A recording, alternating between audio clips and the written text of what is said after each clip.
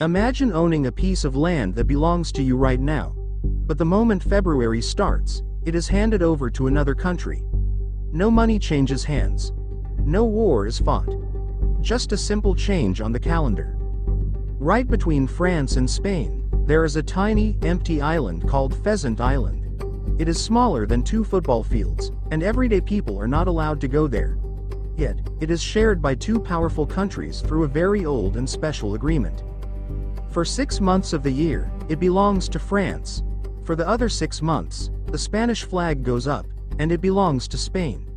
How did a modern European border turn into a game of sharing a tiny piece of dirt?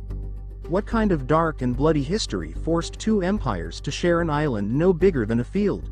Let's find out. To understand why this strange island exists, we have to look back at Europe in the 1600s. This was a time of massive wars, deep religious fighting, and constant struggle for power between kings, queens, and sprawling empires. By the middle of the 1600s, Europe was bleeding. The 30 Years' War, followed closely by a long, exhausting war between France and Spain, had turned the continent into a giant battlefield. What started as a religious argument between Catholics and Protestants had grown into a huge fight for global control and land. On one side was the powerful House of Habsburg, which ruled Spain, Austria, and much of Central Europe. On the other side was France, which wanted to break Spain's power and become the most powerful country on the continent. For decades, millions of people died. Hunger, sickness, and cruel armies destroyed whole regions. Entire towns disappeared from maps as armies marched back and forth, burning fields, destroying crops, and taking food from poor villagers who just wanted to live in peace. Families were torn apart, and the social order completely broke down across the land. By 1659, both France and Spain were completely out of money, totally tired of fighting, and desperate to find a way out of the endless cycle of death and destruction. They needed a neutral place to meet and sign a peace treaty. But finding a neutral spot was a huge problem because neither side trusted the other at all. They could not meet on French ground because that would make Spain look weak, as if they were surrendering before talks even began. They could not meet on Spanish ground either because France would never accept that kind of insult to their king and their national pride. Every single inch of land on the mainland was claimed, contested, heavily guarded, and covered in blood. So, diplomats looked at the regional map and found the Bidasoa River, which ran right between the 2 countries as a natural border. Right in the middle of the river, they found a small, forgotten patch of mud, weeds, and grass. Pheasant Island. On November 7, 1659, top diplomats from both empires, Cardinal Mazarin representing France and Don Luis Méndez de Haro representing Spain, finally met on this lonely river island.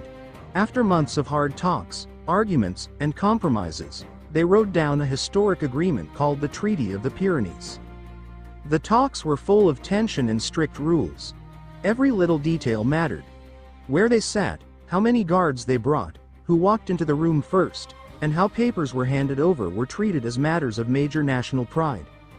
Neither side wanted to show weakness because a single mistake or insult could start the war all over again. The treaty changed the map of Europe forever. It took important land away from Spain and made France the most powerful nation in the region. But once the big borders were settled, the diplomats faced a strange question. Who would own the small meeting island itself?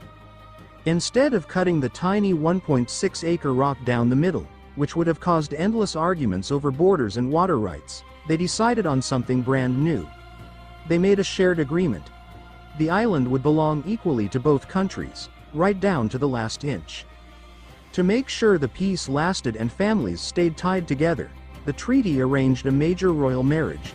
Young King Louis XIV of France would marry Maria Theresa, the daughter of King Philip IV of Spain. Over the next few years, the island became a grand stage for royal meetings.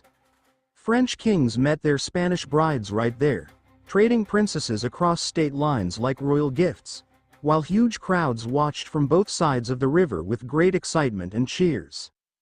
The history of the island did not stop in the 1600s. As centuries passed, Pheasant Island watched more wars roll by. During the wars with Napoleon, It sat right between changing empires.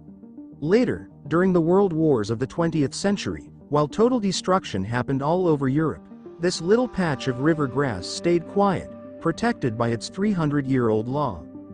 That brings us right up to today.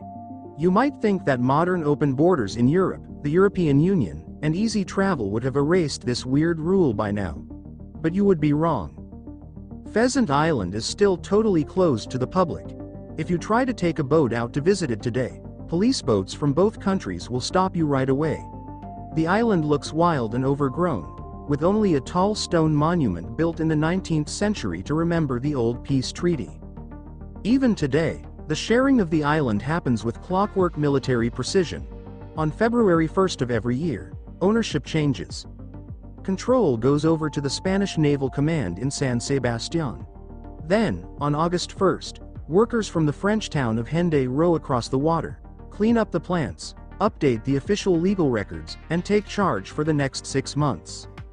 It remains a living piece of history, surviving world wars, the rise and fall of modern empires, and changing borders, all while staying as a quiet, empty patch of grass in the middle of a river. A single rock. A 300-year-old compromise born out of total exhaustion. It proves that even in our modern digital age, old maps still keep their secrets hidden in plain sight. If this story about the strange corners of our world made you look at a map differently, hit the subscribe button and ring the bell.